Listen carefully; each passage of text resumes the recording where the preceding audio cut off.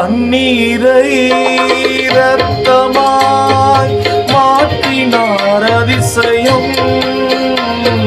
தண்ணீரை இரத்தமாய் மாற்றினார் அதிசயம்.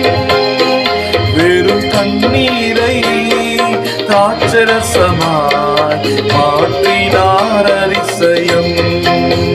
வெறும் தண்ணீரை திராட்சரசமாய் மாற்றினார் அதிசயம். அதிசயங்கள்